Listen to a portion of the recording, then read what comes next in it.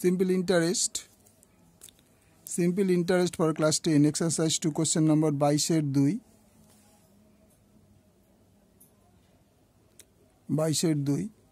serial number 956 বার্ষিক সরল সুদের হার 4% থেকে 3.34% হওয়ায় অমূল্য বার্ষিক আয় 60 টাকা কম হয় তো অমূল্য মূলধনের পরিমাণ কত। তো সুদের হার 4% থেকে 3.34% অর্থাৎ 4 - 15/4%, 16 - 15/14%। সুদের হার কমে যায়,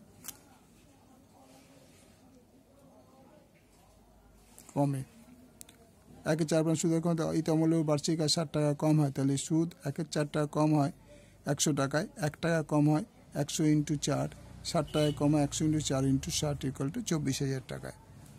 তাহলে অমূল্যবাবুর মূলধনের পরিমাণ হয়ে গেল 24,000 টাকা।